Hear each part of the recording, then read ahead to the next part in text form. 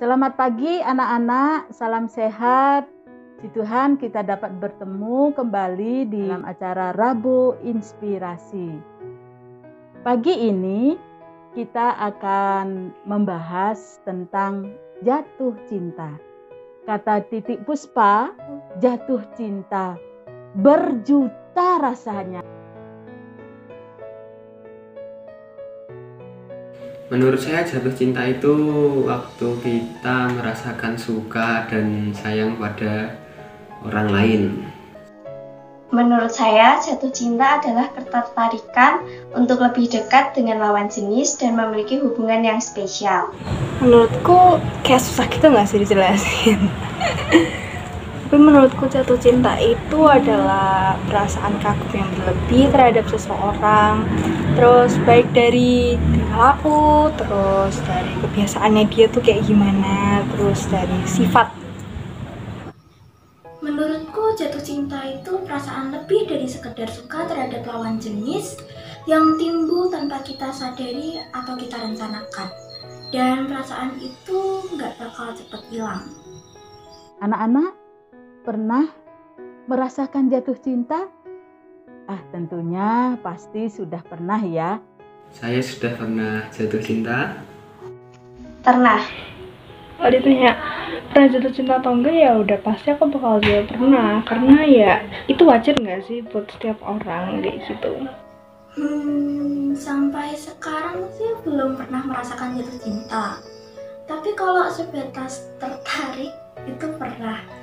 Misalnya tertarik kepada sikapnya atau penampilannya.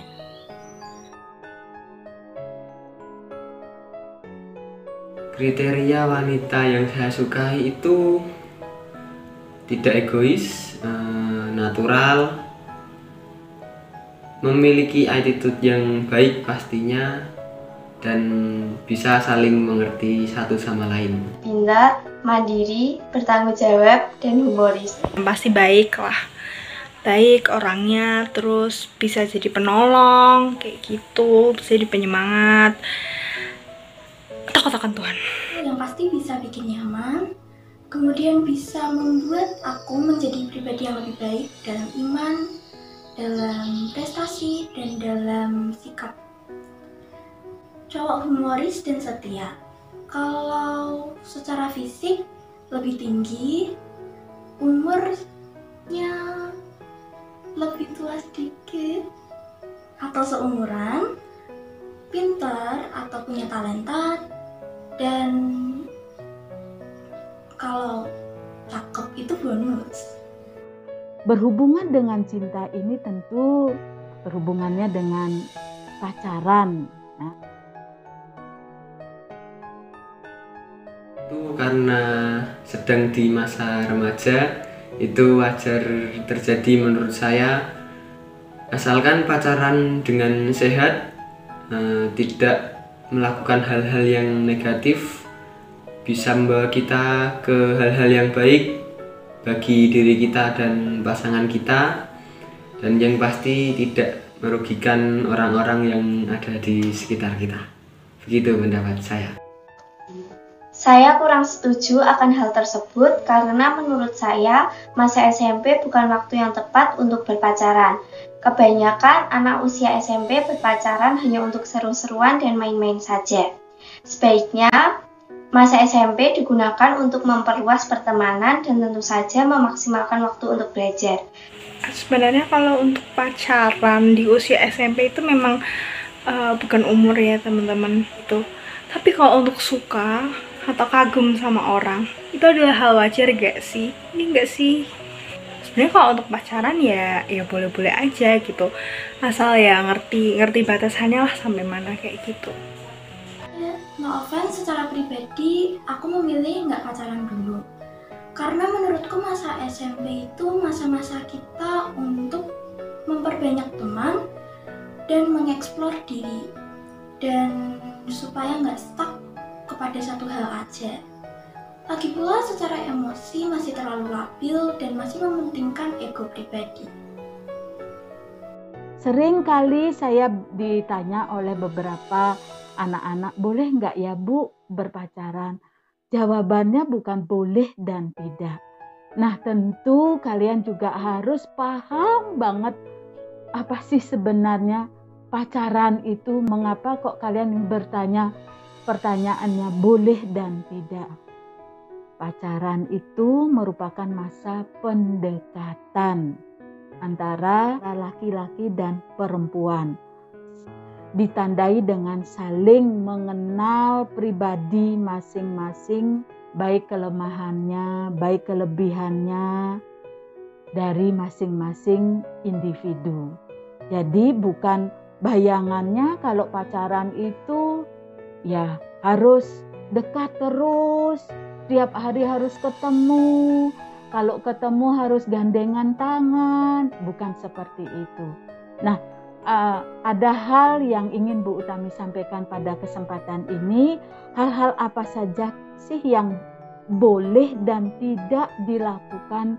Mengenali dan memahami itu boleh, ya. Saya ingin kenal lebih lanjut, apa sih sifat-sifatnya, apa sih hobinya, apa sih kesenangan dalam makanan. Nah, itu boleh diketahui, itu boleh. Kemudian saling memotivasi, itu harus. Motivasi dalam apa? Ya, tentu karena masih skupnya belajar, tentu memotivasi di dalam belajar. Ya. Nah, mengenalkan pada orang tua ini harus juga. Mah, Pah, saya berteman dekat dengan, kalau misalnya kamu perempuan, dengan kakak ini misalnya, kakak Johan misalnya, atau yang Johan juga ingin mengenalkan dengan misalnya dengan Puspa misalnya, seperti itu. Ada keterbukaan dengan orang tua seperti itu. Harus punya prinsip mengutamakan belajar terlebih dahulu, seperti itu. Yang terpenting juga menjaga diri dan harus melihat juga budaya yang ada dan norma-norma yang berlaku. Dan benar-benar dia menjaga kehormatan dari pasangannya. Dan demikian juga kamu juga menjaga kehormatanmu daripada pasanganmu, seperti itu. Nah, itu yang boleh dilakukan. Yang tidak boleh, berkencan berdua. Cari tempat yang sepi. Saat kencan berdua ini, wah, serasa dunia milik berdua ya. Lupa dengan kiri kanannya, entah apakah ada guru lewat, teman lewat, orang tua lewat, tidak peduli. Dan apa yang kamu lakukan? Ya, kamu gandengan, kamu peluk, kamu belai-belai rambutnya, kamu pegang tangannya, kamu cium. Awalnya cium tangan, kemudian sampai kamu cium pipinya, dan seterusnya dan seterusnya. Saya bukan berarti Bu Utami menyampaikan hal ini, bukan berarti Bu Utami memotivasi kalian untuk melakukan. Justru Bu Utami memberikan bahwa itu hal yang tidak boleh dilakukan. Kemudian menyakiti fisik, tidak hanya fisik, perasaan juga. Nah, saya ingin kalau memang kamu ingin berkenalan dengan lawan jenis, misalnya yang laki ingin mengenal yang perempuan ingin mengenal laki-laki, saya berharap utamakan tujuan utamamu, yaitu belajar dengan apa? Memotivasi, memberi motivasi di dalam belajar. Ayo belajar bersama-sama, saling bersaing ini. Nah, itu yang baik seperti itu. 1 Korintus 6 ayat 19 sampai 20. Di situ dikatakan, atau tidak tahukah kamu bahwa tubuhmu adalah bait Roh Kudus yang diam di dalam kamu, Roh Kudus yang kamu peroleh dari Allah, dan bahwa kamu bukan milik kamu sendiri. Nah, yang penting di sini di ayat 20 bagian B, karena itu muliakanlah Allah dengan tubuhmu. Apa sih makna dari bacaan kitab suci dalam 1 Korintus 6 ayat 19 dan ayat 20 bagian B. Itu maknanya bahwa tubuh kita itu bahwa baik merupakan bait dari Roh Kudus. Jadi perlu banget ya untuk menjaga kesucian. Kejarlah cita-cita, bersaing dengan sehat dengan teman. Terima kasih anak-anak. Jika ada yang ingin kalian tanya, silahkan. Bu Utami siap untuk membantu. Bagaimana caranya? Mungkin saya sudah terlanjur jatuh cinta. Saya sudah ingin tiap hari bertemu Bu. Saya makan ingat dia, belajar di bukunya pegangnya bahasa Inggris tapi wajahnya ada.